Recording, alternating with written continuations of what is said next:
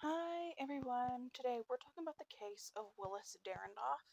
All of the links I used for research will be down below like always, so will be a link to my case suggestions form if you have anything you'd like me to talk about.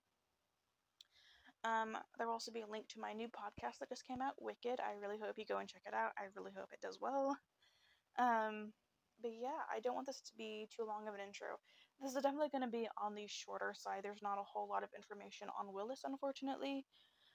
But I don't want to ramble and make this a super long intro, so let's go ahead and get into this. So Willis was 34 years old, and he was a natural born musician, and he learned to play the guitar by himself when he was only 5 years old. And he was pretty much able to figure out any instrument. Willis and his family lived in Huslia, Alaska. He worked in a mine just outside of Huslia. In October 2020, he finished some seasonal work and traveled to Fairbanks for a vacation. His mom, Gladys, last spoke to her son on the phone around 6 a.m. on November 9th, the morning before he would go missing. Willis told his mom that he didn't feel good and said that he planned to take a COVID test that day, as well as getting a new phone since his was broken at the time. Willis had also lost his ID and his debit card before he went missing. So his sister Josephine and their father, they also happened to be in Fairbanks at the same time, but neither of them saw Willis. They stopped by the extended stay America Hotel where Willis was staying at on November 9th to ask when he was planning on coming back to Huslia, their home, but they were unable to access his room.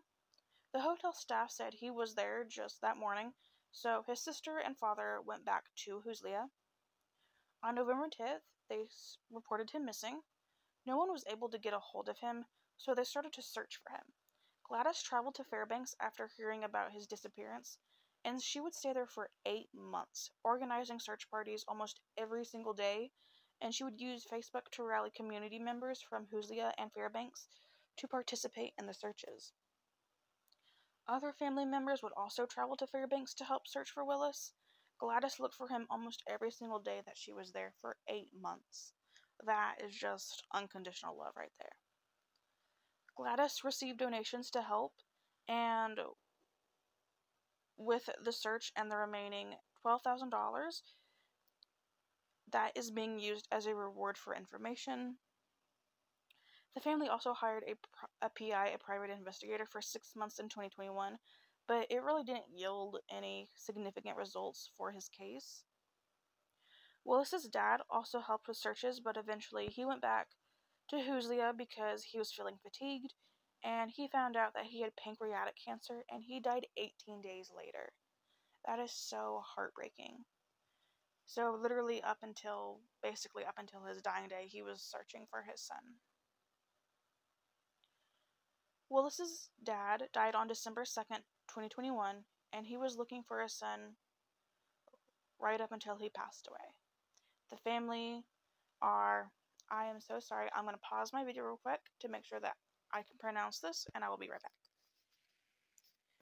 Okay, the family are Koyukon, Athabaskan, and part of the Huslia tribe, and his sister Dolly explained that funerals and burials are very important to the native Alaskans and that they want to have a place to visit Willis.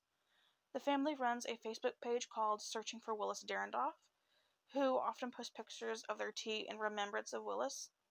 And a quote from Josephine, she says, "When he was with us, he used to drink tea all the time, and so now we have tea for Willis," end quote. So I highly suggest you go and you check out that Facebook page and you give it a lot of support. So I have a description of Willis. He was 5'7" to 5'10", 160 pounds with dark hair and brown eyes. He would be 37, and his case is still open, but it is still unsolved as well. Anybody with any information is urged to contact the Alaska State Troopers at 907-451-5100. And that is everything I have for you on the case of Willis Derendoff, unfortunately. I don't even quite know what I think about this, honestly. It just feels like, this man, a hard worker, wanted to take a vacation, He's at this hotel when he suddenly doesn't start feeling good, and then he just goes missing. I don't even know what I think. It kind of feels like maybe,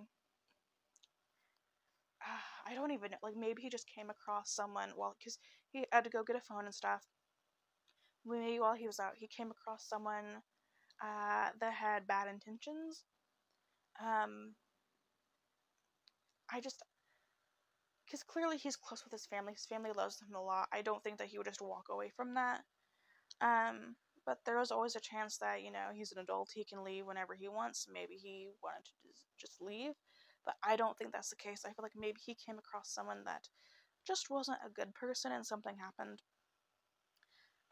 Maybe an accident of some sorts happened. I don't even know what I really think, just because we don't know anything else. We don't know what the police have done in terms of an investigation. We don't know if anybody has been interviewed, if any evidence has been found. Um, we know that basically the family is like advocating for him and putting the information out there, but I have heard nothing about the actual police. I could not find anything about what the police have done, so I couldn't even tell you. But if you have any information about this more than I presented, please let me know down below.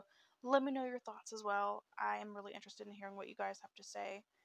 And thank you so much for listening to Willis's story, and I will see you guys very soon. Bye, guys.